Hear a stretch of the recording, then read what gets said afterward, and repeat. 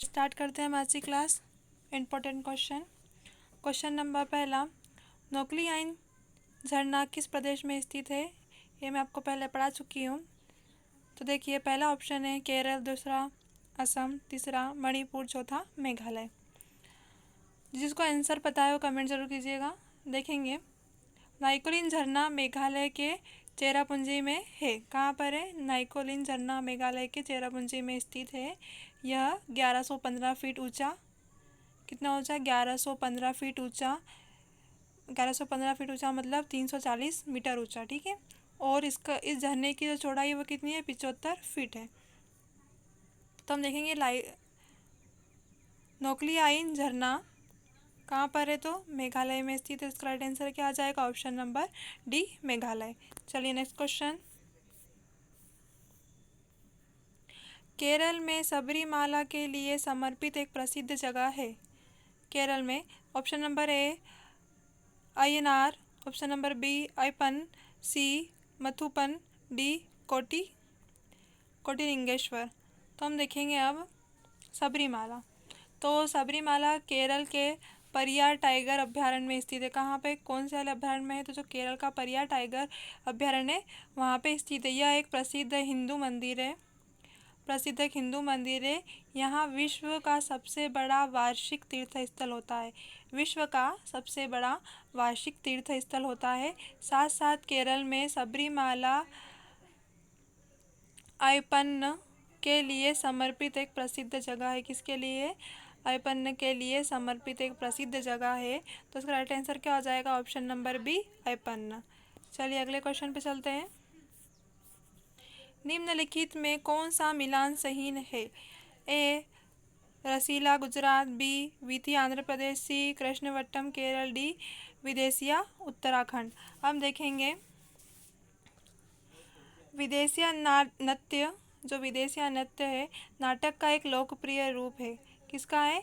विदेशिया नृत्य नाटक का एक लोकप्रिय रूप है जो 20वीं शताब्दी के लोक रंगमंच में उत्पन्न हुआ। कब हुआ है? 20वीं शताब्दी के लोक रंगमंच से उत्पन्न हुआ था।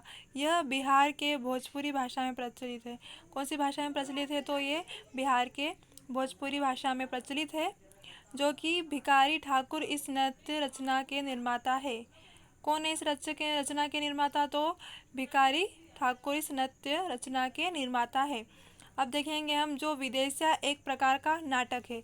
अब इस नाटक में क्या क्या होता है? तो इस नाटक में जो परंपरा और आधुनिकता, परंपरा के साथ जो आधुनिकता, इसमें शहरी और ग्रामीण और अमीर और गरीब जैसे विषयों से संबंधित है। मतलब जो भी जीवन यापन करते हैं अमीर लोग या गरीब, जो परंपराएं होती है इन चीज़ों से ये रिलेटिव है। तो इसका राइट आंसर क्या हो जाएगा? विदेशिया उत्तराखंड, ऑप्शन नंबर डी। चलिए नेक्स्ट क्वेश्चन पे चलते हैं।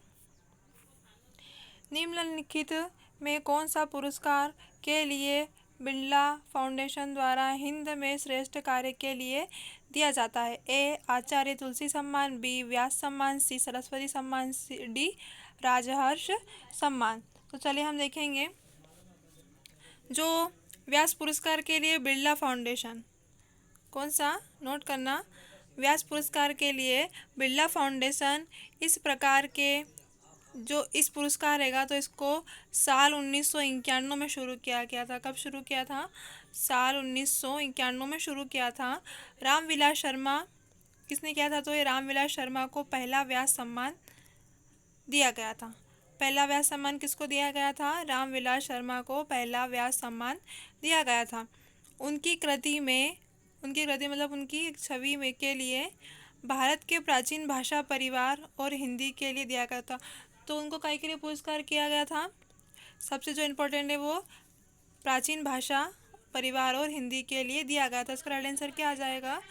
व्यास सम्मान, ऑप्शन नंबर बी। चलिए अगला क्वेश्चन। हाल ही में अनुमोदित आयुष्मान भारत राष्ट्रीय स्वास्थ्य संरक्षण मिशन ABHAPM में निम्नलिखित में से कौन सी योजनाएं सम्मिलित हुई है?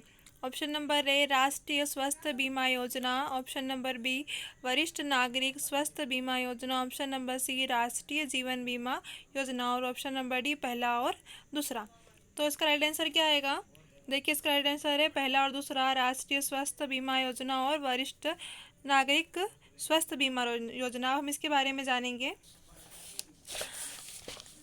तो देखिए, आयुष्मान भारत राष्ट्रीय स्वास्थ्य संगठन मिशन, क्या आयुष्मान भारत जो कि राष्ट्रीय स्वास्थ्य संगठन मिशन, आयुष्मान भारत मिशन के तहत, इस मिशन के तहत क्या हुआ था, एक केंद्रीय परियोजना है। क्या है कि जो ये योजना है यह केंद्रीय परियोजना है।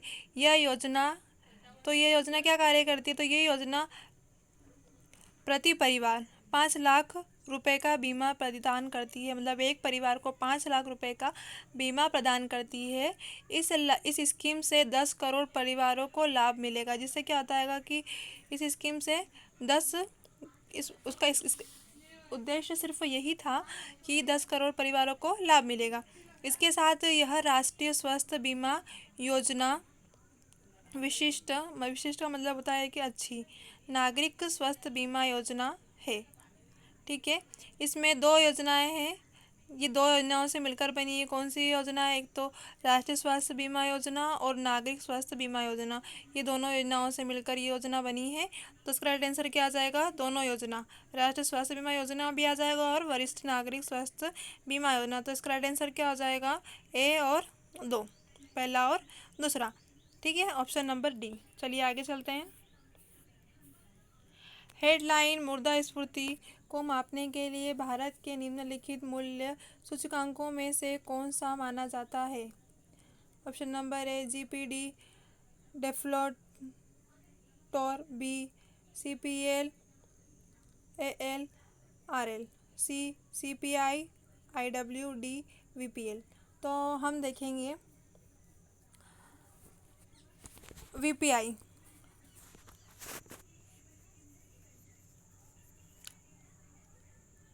WPI जिसे बोला जाता है होलसेल प्राइस इंडेक्स, क्या कहा जाता है, जिसे हिंदी में बोलते हैं थोक मूल्य सूचकांक। तो हम देखेंगे कि हेडलाइन मुद्रास्फीति को मापने के लिए भारत ने WPI जिसे कहा जाता है हिंदी में थोक मूल्य सूचकांक से मापा जाता है।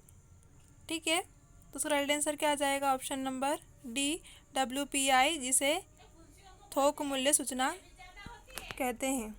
चलिए आगे। निम्नलिखित कथनों पर ध्यान दीजिए। पहला, संकेत योजना मिश्रित अर्थव्यवस्था की एक विशेषता है। दूसरा, परिप्रेक्ष्य योजना समाजवादी देशों द्वारा उपयोग की जाती है जहां योजना के प्रत्येक पहलू को राज्य द्वारा नियंत्रित किया जाता है। इसमें से कौन सा कथन सत्य है। 4 ऑप्शन है, केवल एक, बी केवल 2, सी 1 2 दोनों और डी कोई नहीं। तो हम देखेंगे संकेत योजना के बारे में। तो जो संकेतक योजना है जो आम तौर पर कुछ विशिष्ट लक्ष्यों को प्राप्त करने के लिए की जाती है, जिसमें व्यापक सिद्धांतों और दिशा निर्देशों को आगे बढ़ाती है। व्यापक सिद्धांतों और दिशा निर्देशकों को आगे बढ़ाती है। ये जो योजना है ये क्या है, एक लचीली योजना है। इसके साथ यह मिश्रित अर्थव्यवस्था के लिए विशिष्ट है। मिश्रित अर्थव्यवस्था मतलब जो 3-4 कार्य एक साथ करता है उसे मिश्रित कहा जाता है। ठीक है, तो मिश्रित अर्थव्यवस्था के लिए विशिष्ट है, मतलब अच्छी है। और इसमें दोनों ही सार्वजनिक और निजी क्षेत्र मौजूद हैं। सार्वजनिक क्षेत्र भी मौजूद है और साथ क्या निजी क्षेत्र भी मौजूद है। उसके बाद दूसरी लाइन क्या आएगी, परिप्रेक्ष्य योजना समाजवादी देशों द्वारा उपयोग की जाती है जहां योजना के प्रत्येक पहलू को राज्य द्वारा नियंत्रण किया जाता है। हम देखेंगे समाजवादी योजना। तो जो समाजवादी देश होते हैं जिसके द्वारा क्या होता है, व्यापक या अनिवार्य योजनाओं का उपयोग किया जाता है। व्यापक और जो अनिवार्य, व्यापक मतलब जो यूज़ में आ जाए, अनिवार्य मतलब जो सबसे ज़्यादा इंपॉर्टेंट चीज़ें होती हैं ना, सिर्फ उन्हीं का उपयोग किया जाता है। और योजना के प्रत्येक पहलू को राज्य द्वारा नियंत्रण किया जाता है। जो इस योजना का जो प्रत्येक पहलू रहते हैं उसको सिर्फ राज्य द्वारा ही नियंत्रण किया जाता है। इसका राइट आंसर क्या आ जाएगा, ऑप्शन नंबर 1 केवल 1। ठीक है, मुझे समझाना था आपको इसलिए मैंने दोनों के बारे में बताया। तो इस पर इसका राइट आंसर क्या आ जाएगा, ऑप्शन नंबर पहला, संकेतक योजना मिश्रित अर्थव्यवस्था की एक विशेषता है। चलिए अगला क्वेश्चन। निम्नलिखित को भारत की सबसे बड़ी आयातित फसलों के रूप में क्रमशः व्यवस्थित कीजिए। पहला दाल, दूसरा लकड़ी और लकड़ी का पदार्थ, सी खाद्य सब्जी तेल। तो क्या करना है हमें, भारत की सबसे बड़ी आयातित फसलों के रूप में क्रमशः, मतलब उसको लाइन से जमाना है कि पहले कौन सी है, फिर कौन सी है, फिर कौन सी है। समझ में आया तो हम देखेंगे कि भारत की सबसे बड़ी आयातित फसल, जिसमें क्या आता है, भारत द्वारा सर्वाधिक निर्यात पदार्थ। सर्वाधिक क्या आएगा, सबसे पहले सबसे सारा क्या खाने के लिए सब्जी चाहिए रहेगी, तेल सब्जी। सबसे पहले क्या, खाद्य सब्जी, खाद्य सब्जी तेल, ठीक है, क्योंकि सबसे पहले तो पेट जरूरी है, भूख लगेगी तो ही काम होगा ठीक है। तो क्या हो जाएगा, सबसे पहले खाद्य सब्जी तेल, उसके बाद क्या हो जाएगा, लकड़ी के पदार्थ और दालें। दाल नहीं होगी तो भी हम सब्जी बना के खा लेंगे, ठीक है, ये बात याद रखना। इसी तरह खाद्य सब्जी तेल पहले आ जाएगा, लकड़ी के पदार्थ और दालें फिर बाद में आ जाएगा, ठीक है। अथवा भारत के दाल, जो एक बात और इम्पोर्टेंट चीज़ है इसमें, जो भारत है ना, उसे दालों का सबसे बड़ा उत्पादक, आयातकर्ता और उपभोक्ता है। भारत क्या है, सबसे बड़ा दाल का उत्पादक और आयातकर्ता है, ठीक है, और उपभोक्ता है। तो इसका राइट आंसर क्या आ जाएगा, पहले तीसरा ऑप्शन आएगा खाद्य सब्जी तेल, उसके बाद क्या आएगा, लकड़ी और लकड़ी के पदार्थ, तीसरे पे क्या आ जाएगा, दाल। तो इसका राइट आंसर क्या आ जाएगा, ऑप्शन नंबर बी, तीसरा, दूसरा और पहला। चलिए अगला क्वेश्चन, भारत द्वारा सबसे ज़्यादा निर्यात किए जाने वाला कृषि पदार्थ है। ऑप्शन नंबर ए चाय, बी कॉफ़ी, सी बासमती चावल, डी दाल। तो हम देखेंगे सबसे ज़्यादा निर्यात किस चीज़ का होता है। तो शॉर्ट आंसर है, भारत का सबसे ज़्यादा निर्यात होता है वो क्या है, बासमती चावल। क्या है, बासमती चावल, जो कि भारत में सबसे ज़्यादा निर्यात किया जाने वाला पदार्थ है। तो इसका राइट आंसर क्या आ जाएगा, बासमती चावल। चलिए अगला क्वेश्चन, सार्वजनिक वितरण प्रणाली का संचालन किसके द्वारा किया जाता है। पहला केंद्र सरकार, दूसरा राज्य सरकार।